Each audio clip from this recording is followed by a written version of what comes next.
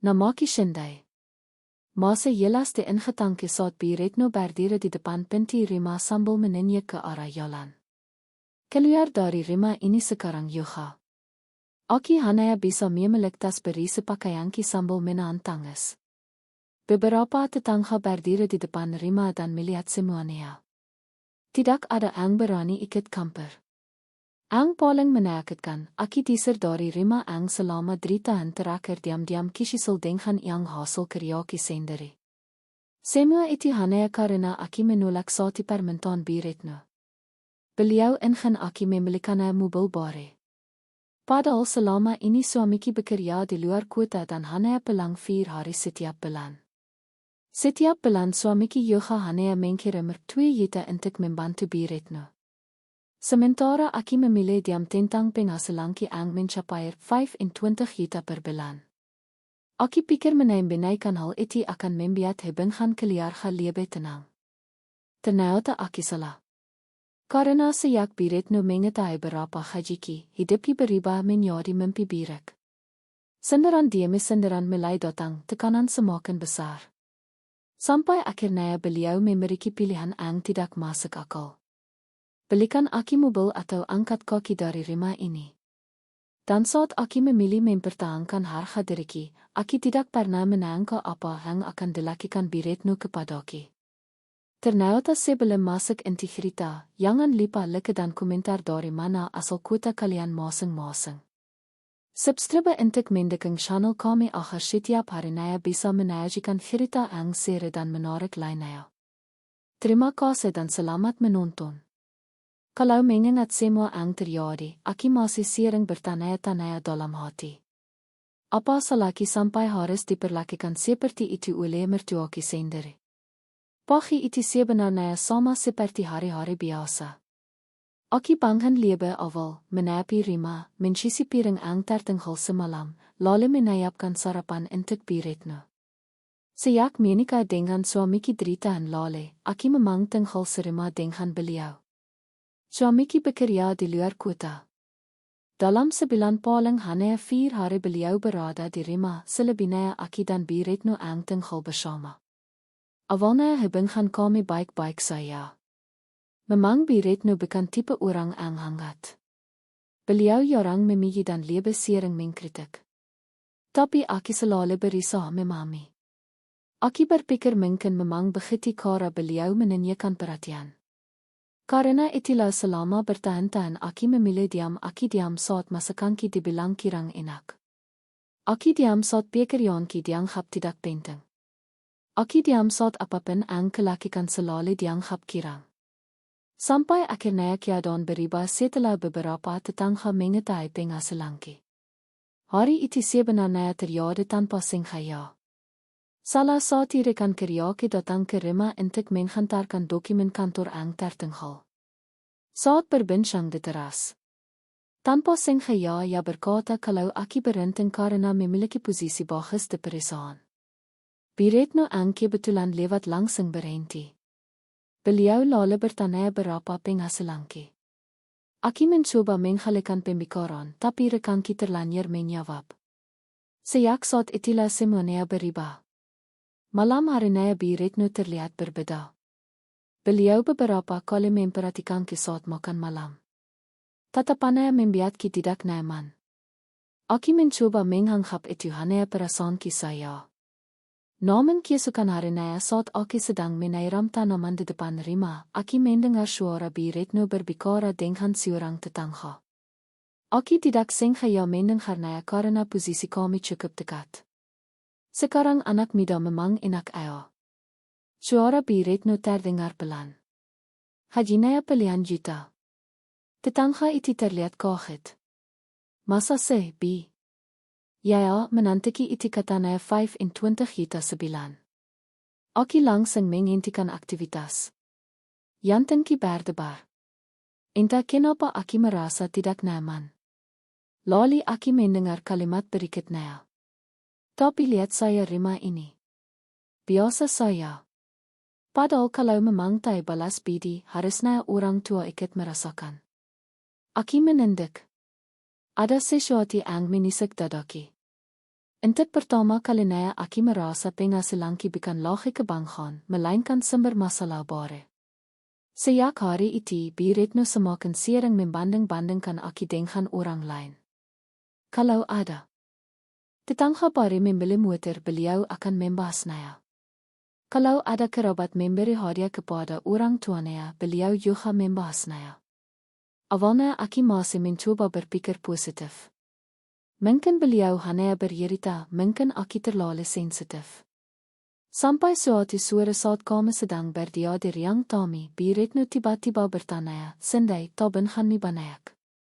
Aki tersenyum kecil. "Alhamdulillah, cukup bi." "Cukup itu berapa?" Aki mulai merasa aneh. "Ayo, untuk kebutuhan sehari-hari dan masa depan." Beliau tidak menjawab, hanya menghangkut pelan. Namun sejak percakapan itu, aki semakin sering melihat beliau memperhatikan barang-barang milik tetangga, terutama kendaraan. Kalau ada mobil baru lewat, matanya selalu mengikuti.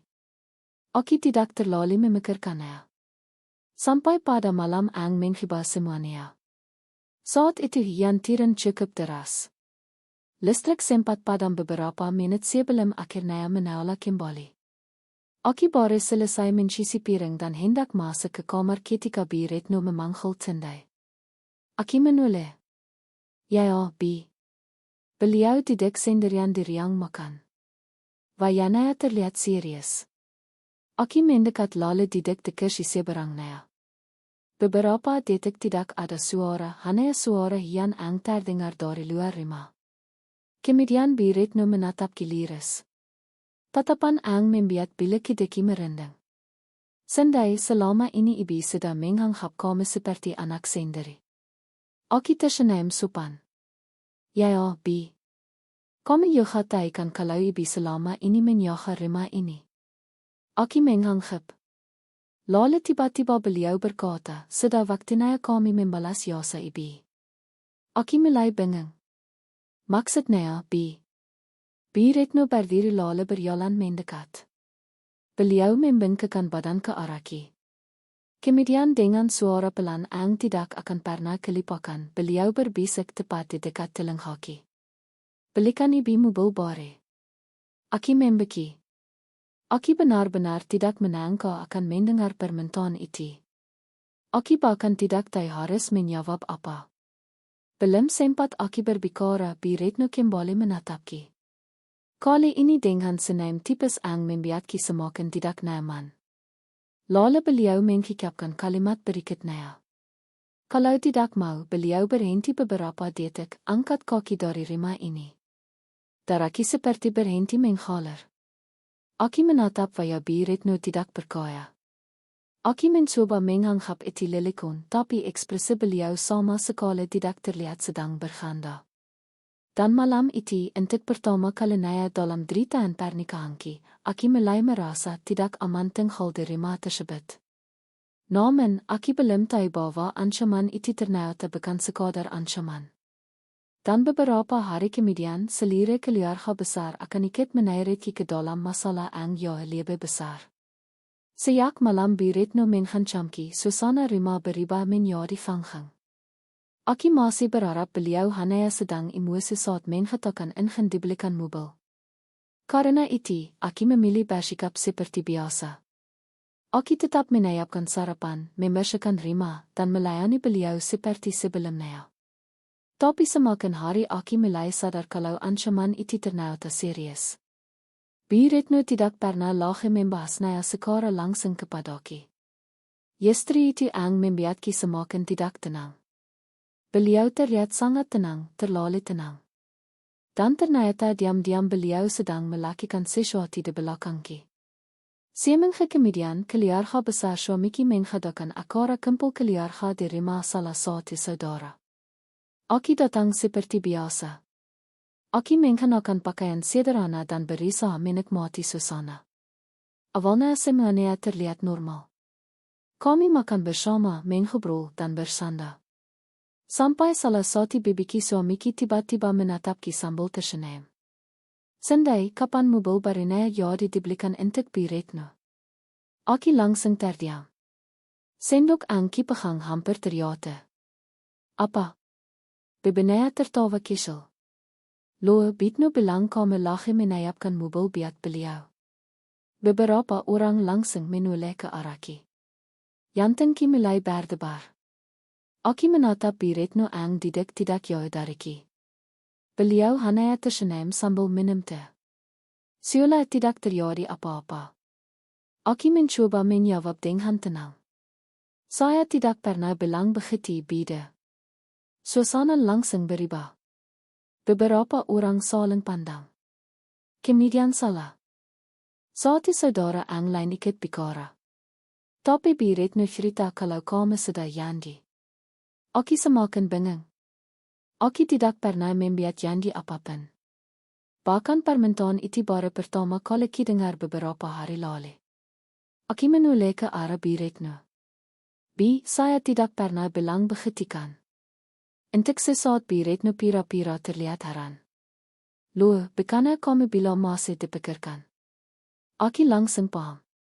Beliau sedang memainkan kata-kata karena Aki memang pernah mengatakan akan memikirkannya agar pembicaraan malam itu cepat selesai. Tapi itu bukan berarti Aki setia.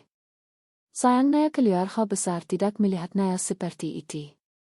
Mereka mulai memberi komentar shoti persoti. Kami kan gajinya besar. Orang tua harus dibahagiakan. Kalau bukan kami, siapa lagi? Mobil sekarang tidak mogok. Kalimat demi kalimat mulai mengiyoniki. Aki tidak diam sambil menahan mali. Tidak ada satin ang bertanya bagaimana sebenarnya kejadiannya.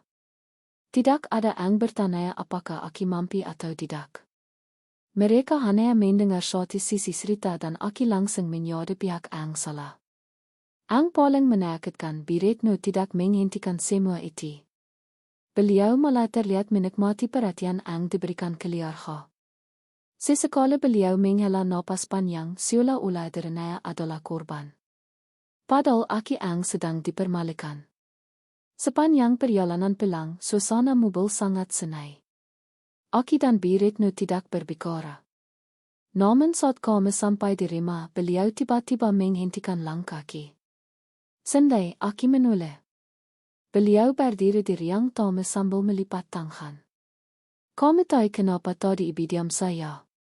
Aki menggeleng karena ibu malu. Dadaki langsung sesak. Malu kenapa, Bi? Malu penaya menanti ang tidak tahu balas bidi. Aki menggigit bibir menahan emosi. Selama 3 tahun Aki membantu kebutuhan rumah. Aki membayar tagihan. Aki membeli kebutuhan dapur. Aki bahkan diam-diam membayar cicilan rumah. Tapi semua itu seperti tidak pernah ada. Di mata Retno. Aki tetap dianggap kirang. Beliau lalu mendekat dan berkata dengan nada lebih rendah, ibu kasih waktu bulan. Aki menatap beliau. 1 bulan untuk apa, Bi? 1 bulan untuk membuktikan kalau kami memang menghormati ibu. Aki mulai mengerti arah pembicaraan itu. Dan benar saya, belikan mobil itu. Aki menarik napas panjang. Maaf, Bi. Saya belum bisa. Wajah Retno langsung berubah. Tatapannya menjadi dengan sangat dingin. Beliau lalu menanya ke Aki.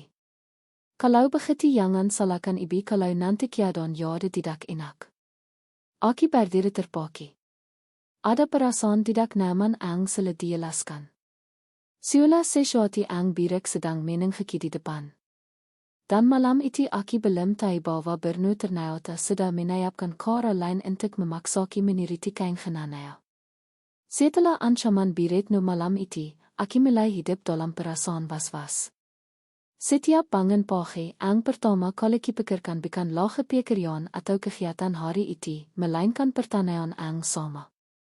Apalagi ang akan dilakukan Retno kepada Aki. Aki berusaha menjalani hari seperti biasa. Aki tetap bekerja, tetap mengurus rumah, tetap menghormati beliau. Tapi semakin Aki mengalah, semakin besar tuntutan ang datang. Ang membuat paling sedih adalah Aki tidak bisa bercerita kepada siapapun, terutama kepada suamiki. Setiap kali kami menelepon, aki selalu berpira-pira baik-baik saya. Padahal de balik senaim dan suaraki ang terdengar tenang, aki sedang memikul beban ang semakin berat. Sebenarnya berkali-kali aki ingin menghadi. Aki ingin menceritakan semua ancaman Bi Retno. Aki ingin mengatakan bahwa ibinaya terus menekanki untuk membeli mobil. Aki ingin mengatakan bahwa aki dipermalukan di depan keluarga besar. Tapi setiap kali kesempatan itu datang, aki selalu mengeringkan niat. Karena aki tahu keadaan suamiki Yoga tidak mudah. Beberapa bulan terakhir perusahaan tempatnya bekerja sedang mengalami penurunan omset. Aki mengetahui hal itu sekarang tidak sengaja saat suamiki pernah bercerita kepada aki. Namun, ia berpesan agar jangan sampai ibinaya tahu. Menurutnya Bitno pasti akan panik dan terus memikirkannya. Karena itulah selama ini beliau tetap terlihat tenang di depan ibinaya. Sulah. Semuanya baik-baik saya. Aki menghormati keputusan itu. Aki Yoga tidak ingin menambah beban pikirannya, jadi aki memilih diam pilihan ang belakangan sangat kisesali. Suatu sore saat aki pulang kerja, aki melihat dua orang tetangga sedang berbincang dengan Bi Retno di teras rumah. Awalnya aki hanya tersenyum dan hendak masuk. Namun, langkah kita terhenti saat mendengar nama aki disebut. Itu sendai pulang, Bi, salah satu tetangga menanya ke arah aki. Bi Retno langsung menoleh lalu tersenyum tipis.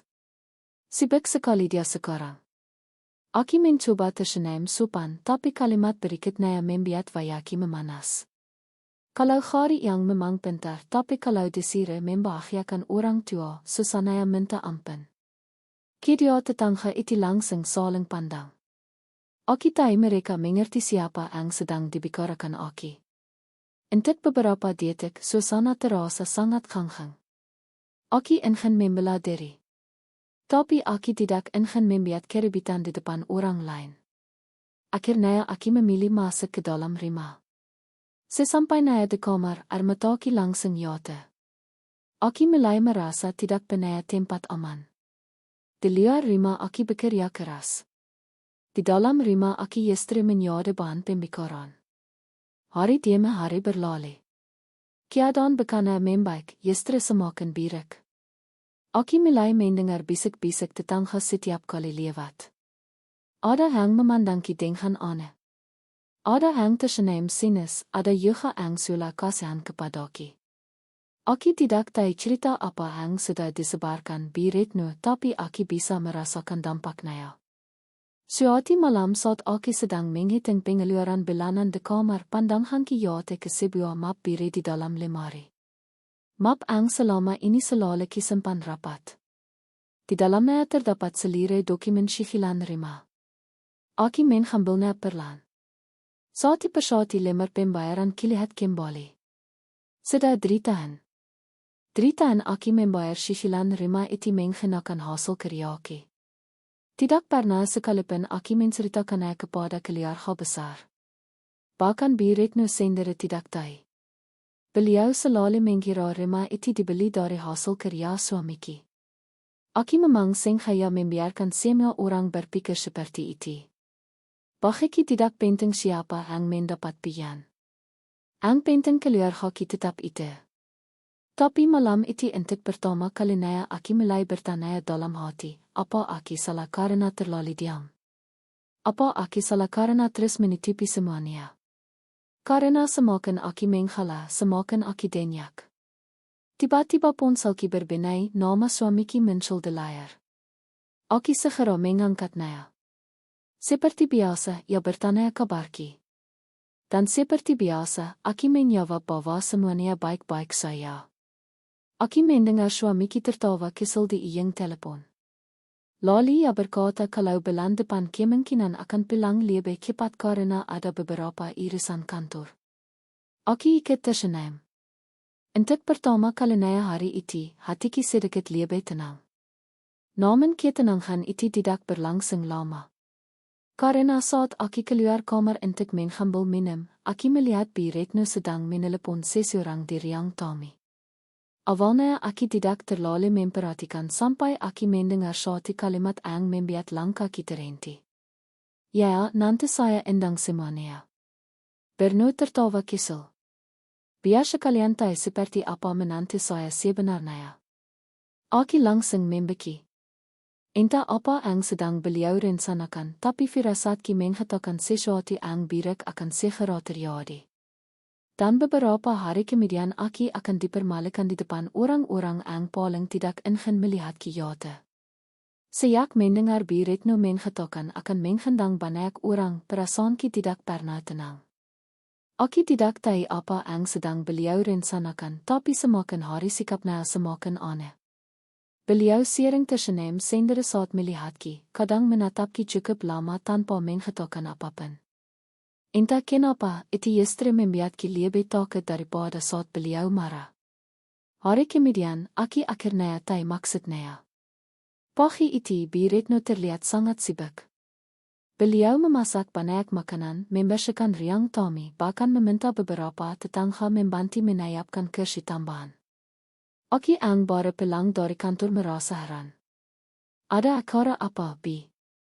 Bi Retno menjawab singkat, nanti. Ada tamu. Aki menganggap. Kipikir hanya acara biasa. Sampai menjelang sore beberapa mobil mulai masuk ke halaman rumah. Aki langsung mengenali sebagian via mereka. Ada keluarga besar suamiki, ada beberapa tetangga, dan yang membuatki kaget, ada dia tamu kantor suamiki yang pernah datang beberapa waktu lalu. Dadaki langsung terasa tidak enak. Kenapa mereka semua datang bersamaan? Aki mencoba membantu menaikkan minuman. Namun sejak awal Aki merasa ada yang berbeda. Beberapa orang memandangki sambil berbisik. Sebagian lain tersenyum tipis seolah mereka sedang menunggu sesuatu. Lalu Bi Retno berdiri di tengah ruang tamu. Beliau tertawa kesal. Terima kasih semuanya sudah datang. Orang-orang mulai memperhatikan. Aki ikut duduk di sudut ruangan. Masih belum mengerti apa yang sedang terjadi. Sampai akhirnya Bi Retno berkata, saya sebenarnya ingin minta pendapat kalian. Yantengki mulai berdebar. Menurut kalian, kalau ada menanti bergaji 25 juta sebulan tapi tidak mau membahagiakan orang tua, itu wajar tidak? Rianhan langsung henang. Tubeki membeki. Aki langsung tahu pembicaraan itu ditikan kepada Aki. Beberapa orang mulai saling pandang lalu satu persatu mulai berkomentar. Ayo, kalau memang mampu harusnya membantu apalagi orang tua sendiri. Mobil sekarang kan kebutuhan. Aki menendek. Tanhanki mulai gemetar. Bi Retno lalu melanjutkan saya kima ingin mobil sederhana. Beberapa orang mengangguk. Beliau kemudian menanya ke Aki, padahal dia sanggup. Semua mata langsung tertuju kepada Aki. Aki merasa seperti terdakwa yang sedang diadili.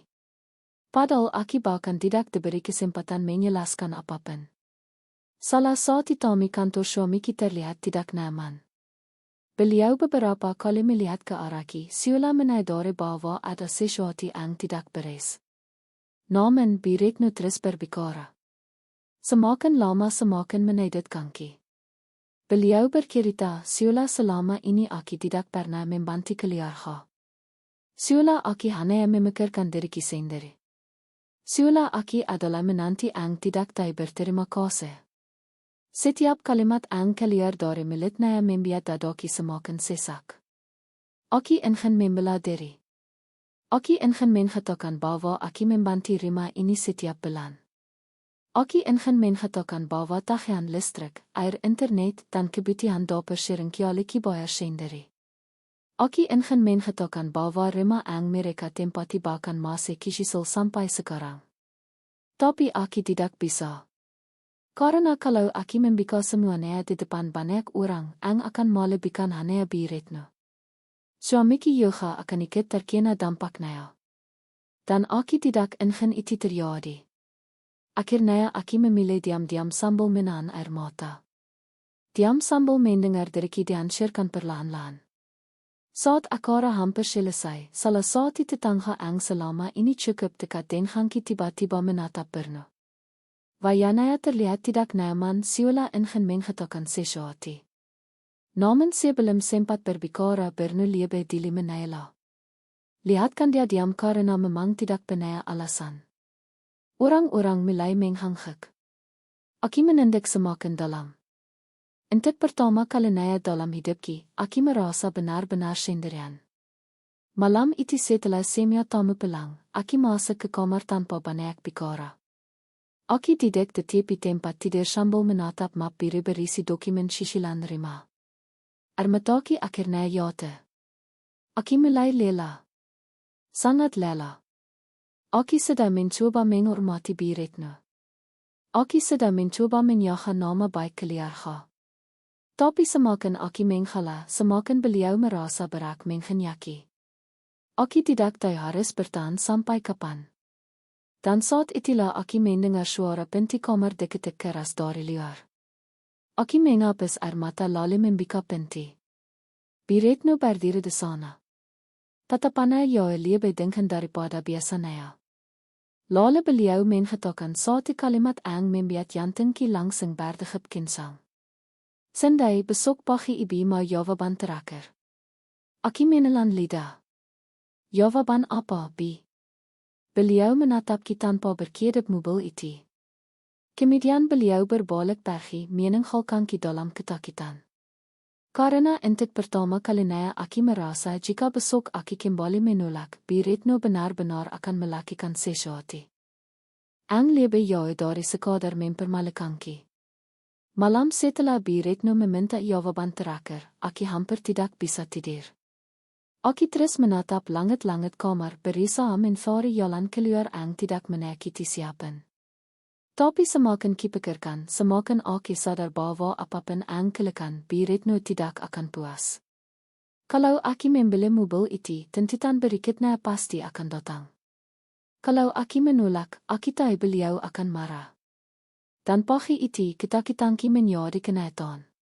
Saat Aki selesai menyiapkan sarapan, Retno sudah duduk demi makan. Beliau bahkan belum menainti makanannya siola hanya menengki datang. Begitu Aki duduk, beliau langsung berbicara. Sudah kamu pikirkan? Aki tahu maksudnya. Aki menarik napas pelan. Sudah, Bi. Nah, bagus. Beliau tersenyum tipis. Jadi, kapan kita lihat mobilnya? Aki menunduk beberapa detik sebelum akhirnya menjawab, maaf, Bi. Saya tidak bisa membelikan mobil. Senyum de wajah Retno langsung hilang. Suasana makan berubah dingin. Sangat dingin. Apa? Saya tidak bisa, Bi. Kamu tidak bisa atau tidak mau? Aki mencoba tetap tenang. Saya memang tidak bisa memenuhi permintaan itu. Berno tertawa sinis. Lucu sekali. Beliau berdiri dari kursinya. Orang yang gajinya 25 juta bilang tidak bisa. Aki tidak menjawab karena apapun jawabanku pasti akan salah. Namun diamki istri membuat beliau semakin marah. Selama ini ibu terlalu baik sama kami. Aki mulai merasakan sesuatu yang buruk akan terjadi, Bi. Tapi beliau memotong. Tidak bisa panggil ibu kalau kami tidak menghormati saya. Dadaki mulai sesak. Beberapa tetangga yang kebetulan sedang lewat di depan Rima menoleh karena mendengar suara Retno yang semakin keras. Dan siola memang ingin didengar banyak orang, beliau sengaja meninggalkan nada bicaranya. Saya pernah menanti kaya tapi pelit. Aki memejamkan mata sesaat. Mali, marah, sedih, semuanya bercampur menjadi satu. Namun yang paling kuat adalah rasa kecewa. Karena orang yang paling sering menyakiti istri orang yang selama ini mati. Retno lalu menunjuk ke arah pintu. Awalnya Aki mengira beliau hanya sedang emosi sampai kalimat berikutnya keluar. Kalau begitu keluar dari Rima ini, Aki terdiam. Mungkin beberapa detik, mungkin lebih. Aki bahkan tidak akan karena utaki seperti berhenti bekerja.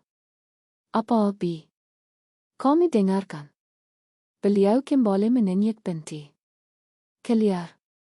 Aki menatap wayanaya berharap menemukan sedikit kerahan, sedikit rasa kasihan, sedikit saya, tapi tidak ada.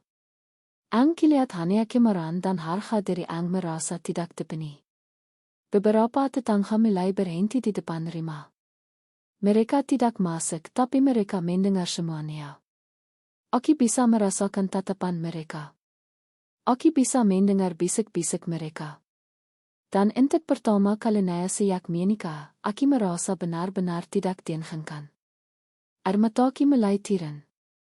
Bukan karena rima itu, bukan karena ancaman itu, tapi karena Aki sadar semua pengorbanan Ki tidak pernah dianggap. 3 tahun.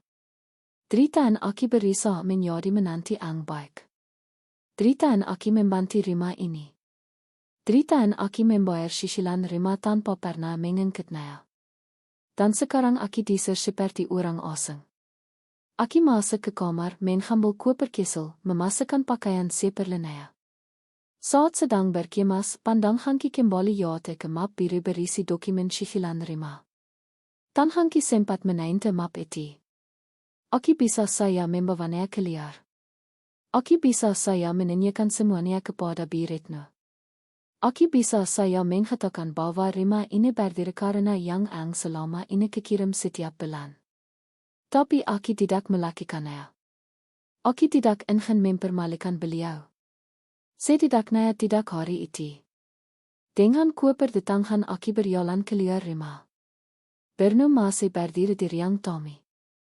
Beliau bahkan tidak berusaha menghentikan Ki. Tidak ada penyesalan, tidak ada rasa bersalah. Aki melangkah melewatinya. Dan tepat sebelum keluar, Aki mendengar beliau berkata, mungkin sekarang kami baru sadar rasanya melawan orang tua. Kalimat itu membuat air mata Aki kembali jatuh. Aki keluar dari rumah tanpa membalas apa. Di luar beberapa tetangga menatap Ki dengan wajah tidak enak. Ada yang terlihat kasihan. Ada yang terlihat bingung dan ada satu orang yang diam-diam memperhatikan semuanya dari kejauhan. Saat itu Aki tidak tahu. Orang itulah yang nantinya menjadi awal kancuran semua kebohongan Bi Retno. Suara itu Aki menawa sebuah kamar kos kesel yang letaknya tidak jauh dari kompleks. Kamarnya sempit, jauh lebih kecil dibanding rumah yang baru saya tinggalkan. Tapi malam itu, saat duduk sendirian di atas kasur tipis, Aki justru merasa lebih tenang. Setidaknya tidak ada lagi yang menghinaki, tidak ada lagi yang menghancamki. Namun, ketenangan itu tidak bertahan lama. Karena sekitar pukul 900 malam, ponsel Ki bergetar. Ada pesan masuk dari nomor yang tidak kekenal. Aki membuka pesan itu perlahan dan saat membaca isinya, tubuh Ki langsung menegang. Pesan itu hanya berisi satu kalimat. Saya tahu semua yang Bi Retno lakukan kepada Anda. Dan saya rasa suami Anda harus mengetahui semuanya. Jantung Ki langsung berdegup kencang. Karena untuk pertama kalinya ada orang lain yang mengetahui kebenaran. Aki menata pesan dari nomor tidak dikenal itu berulang kali. Saya tahu semua yang Bi Retno lakukan kepada Anda dan saya rasa suami Anda harus mengetahui semuanya. Dan Hangki gemetar. Selama ini Aki berusaha keras menyembunyikan masalah rumah tangga Ki dari suami Ki. Bukan karena Aki takut, tapi karena Aki tahu beban yang sedang ia tanggung di tempat kerja. Aki tidak ingin menambah pikirannya. Namun malam itu untuk pertama kalinya Aki mulai bertanya pada diri Ki sendiri. Apa diam Ki justru membuat semuanya semakin parah. Aki akhirnya membalas pesan tersebut. Ternyata pengkirimnya adalah Pak Ridi, salah satu tetangga yang rumahnya berada tepat di seberang rumah Bi Retno. Beliau mengaku sudah lama memperhatikan semua yang terjadi, mulai dari senderan, tekanan soal mobil, sampai kejadian Aki diser suara tadi. Pak Ridi mengatakan ada banyak tetangga yang sebenarnya tidak setuju dengan sikap Bi Retno. Hanya saya mereka tidak ingin ikut campur irisan keluarga orang lain. Tapi saat melihat Aki diser sambil membawa koper, beliau merasa semuanya sudah keterlaluan. Malam itu aki menangis lage bikan karena sede, melainkan karena akhirnya ada seseorang yang memperkayai. Ada seseorang yang melihat apa yang sebenarnya terjadi. Keesokan harinya aki berangkat kerja seperti biasa. Aki berusaha terlihat kuat. Padahal pikiranki berantakan. Setiap kali melihat ponsel, aki selalu berharap ada kabar dari suamiki. Tapi tidak ada. Hari itu berlalu sangat lambat. Sampai menjelang sore Pak Ridi mengirim pesan lagi. Isi pesannya sangat singkat. Suami Anda sudah tahu semuanya. Yantengki langsung berdegap kencang. Aki membaca pesan itu berkali-kali. Lalu tanpa sadar aki langsung menelepon Pak Ridi. Beliau mengangkat dan kalimat pertama yang keluar dari mulutnya membuatki terpaki. Tadapage saya bicara langsung dengan suami Anda. Aki langsung terdiam. Semua sudah saya ceritakan. Perasaanki campur aduk, takut, cemas, lega, semuanya menjadi satu. Aki tidak tahu bagaimana reaksi suamiki setelah mendengar semuanya. Apakah ia akan marah kepadaku karena tidak pernah bercerita? Apakah ia akan membela ibunya atau justru tidak percaya? Malam itu aki hampir tidak tidur. Ponselki terus berada di genggaman. Namun tidak ada telepon masuk, tidak ada pesan, tidak ada apa-apa. Sampai keesokan harinya, saat sedang bekerja, ponselki tiba-tiba bergetar. Nama suamiki muncul di layar. Dadaki langsung berdebar. Aki segera mengangkat. Namun sebelum aki sempat berbicara, suara suamiki terdengar lebih dili. Sendai, kamu sekarang di mana? Nada suaranya berbeda, sangat berbeda. Lebih berat, lebih dingin. Aki menyebutkan alamat kos. Beberapa detik kemudian, ia bertanya lagi, kenapa kamu tidak pernah cerita? Air mataki langsung jatuh. Aki tahu pertanyaan itu pasti tentang semua yang terjadi. Aki berusaha menjelaskan bahwa aki hanya ingin menjaga perasaannya, bahwa aki tidak ingin menambah beban pikirannya. Tapi suamiki langsung memotong. Kami istriki. Suaranya mulai bergetar. Harusnya kami tidak menanggung semua ini sendirian. Aki menangis semakin keras. Selama berbulan-bulan aki menahan semuanya. Sendiri. Dan untuk pertama kalinya ada seseorang yang benar-benar berada di pihakki. Lalu suamiki mengatakan sesuatu yang membuatki terdiam. Aki sedang dalam perjalanan pulang. Aki langsung mengangkat kepala. Pulang? Ya. Tapi bukannya jadwal pulang masih minggu depan. Aki tidak peduli. Napasnya terdengar berat. Aki mau menyelesaikan semuanya hari ini. Yantengki langsung berdebar. Ada firasat besar bahwa sesuatu akan terjadi. Sesuatu yang akan mengubahkan. Malam harinya Pak Ridi kembali menghubungi. Beliau terdengar gegap. Sendai, ya Pak. Suamimu sudah sampai. Aki langsung berdiri dari tempat tidur kos. Apa? Dia baru saya masuk rumah. Aki menahan napas. Pak Ridi lalu melanjutkan. Dan dari wajahnya saya belum pernah melihat dia semarah itu. Aki merasakan bila kedeki berdiri karena selama menikah suamiki dikenal sangat sabar bahkan ketika menghadapi masalah pekerjaan sekalipun. Tapi malam itu berbeda, sangat berbeda. Lalu Pak Ridi mengatakan satu hal lagi. Dia meminta semua keluarga datang ke rumah sekarang juga. Aki langsung membeki. Semua keluarga untuk apa? Namun beberapa detik kemudian Aki mulai mengerti. Suamiki tidak datang untuk mendengar penjelasan. Ia datang karena sudah mengetahui kebenaran. Dan malam itu, untuk pertama kalinya Bi Retno akan berhadapan langsung dengan orang yang selama ini paling ia lindungi dari kenyataan. Malam itu Aki tidak bisa diam di kamar kos. Sejak Pak Ridi mengatakan bahwa suamiki sudah pulang dan mengumpulkan keluarga di rumah, yantengki terus berdebar. Aki tidak tahu apa yang sedang terjadi. Aki juga tidak tahu apa yang akan dilakukan suamiki. Ang kita selama menika dengannya, aki belum pernah melihatnya marah kepada Bi Retno. Tidak pernah. Karena itu aki justru semakin cemas. Sekitar 1 jam kemudian ponselki berdering. Nama suamiki muncul di layar.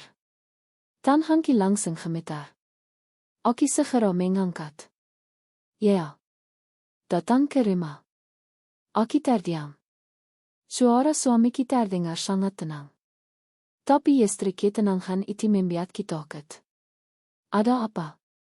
Datang saya. Lalu sambungkan telepon terputus. Aki langsung berangkat. Sepanjang perjalanan pikiranki dipenuhi berbagai kemungkinan. Saat sampai di depan Rima, Aki langsung melihat banyak kendaraan terparkir. Beberapa tetangga berdiri di luar pagar. Suasananya sangat ramai.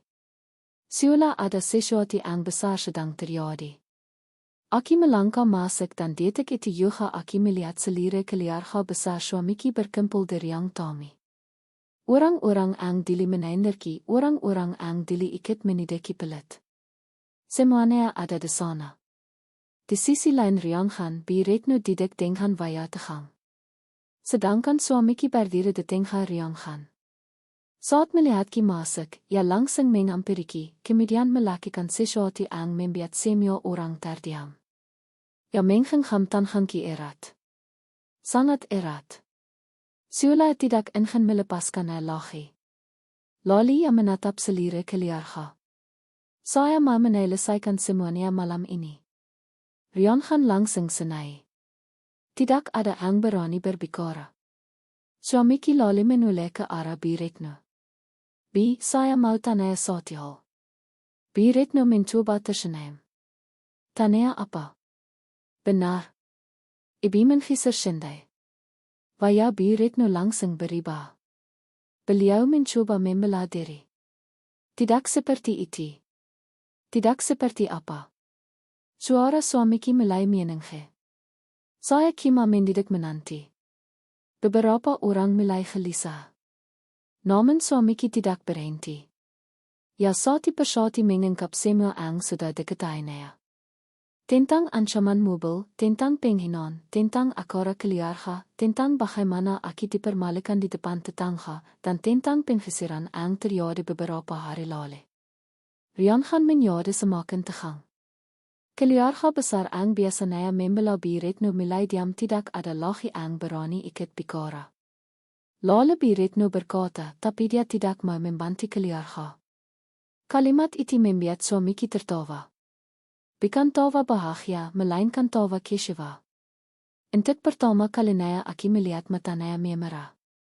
Ibu masih bicara soal membantu keluarga.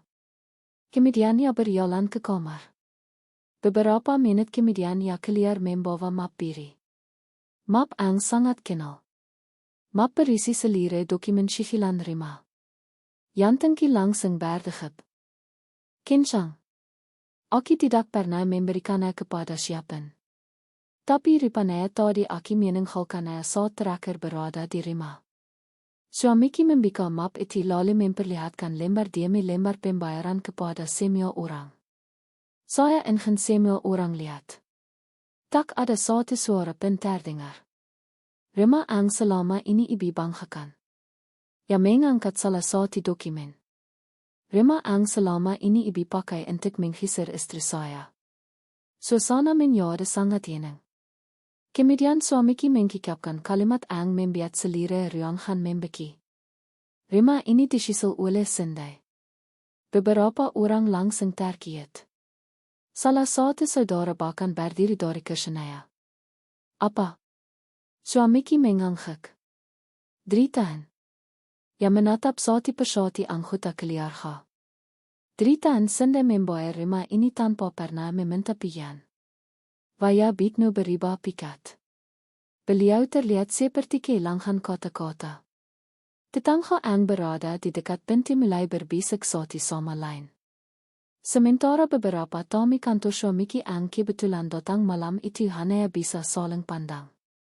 Tidak ada yang menyangka kenyataannya seperti itu. Aki sendiri sudah menangis sejak tadi. Bikan karena sede, tapi karena akhirnya kebenaran keluar dari mulut orang yang paling penting dalam hidupku. Lalu sesuatu yang tidak pernah kubayangkan terjadi. Bu Retno masih mencoba membela diri. Saya kan ibu Nea. Kalimat itu langsung membuat suamiku kehilangan kesabaran. Untuk pertama kalinya dalam hidupku, aku melihat suamiku benar-benar marah. Ibu itu ibu saya. Suaranya menggema dari yang Tommy. Tapi sendai itu istri saya. Tidak ada yang berani bergerak, tidak ada yang berani menela. Kemudian suamiku berjalan menuju kamar Bu Retno. Semua orang bengong. Beberapa detik kemudian, ia keluar sambil membawa koper dan beberapa tas pakaian. Aku langsung membeki. Begitu Yoga selire keluar ga. Sati persati barang milik Bu Retno dibawa keluar ke teras rumah. Tidak dilempar dengan kasar tapi dikeluarkan dengan tegas. Sebagai tanda bahwa batas kesabarannya sudah habis, Bu Retno langsung menangis. Dimas, namun suamiku menggeleng. Derita en sende menghormati ibu. Air mata Bu Retno semakin deras. Derita en dia menahan semuanya. Ya menanya ke arahku dan ibu membalasnya dengan menghisir dia dari rumahnya sendiri. Tangkisan Bu Retno peka, tetapi tidak ada seorang pun yang membelanya lagi. Keluarga besar yang selama ini mendekungnya hanya menindak mali. Tetangga yang dulu mendengar fitnah tentang kini mengetahui kebenaran. Dan untuk pertama kalinya, Bu Retno merasakan rasa malu yang selama ini diberikan kepadaku. Malam itu aku tidak pulang ke kos. Aku pulang bersama suamiku. Saat kami masuk kembali ke rumah, suamiku menggenggam tanganku lalu berkata pelan, maaf karena aku terlambat tadi. Aku menangis debainnya bukan karena sakit hati, melainkan karena perjuanganku akhirnya berakhir. Karena setelah sekian lama dianggap tidak berharga, akhirnya ada seseorang yang berdiri di sampingku dan berkata bahwa aku pantas dihargai. Dan malam itu untuk pertama kalinya sejak menikah, aku benar-benar merasa pulang. Ya.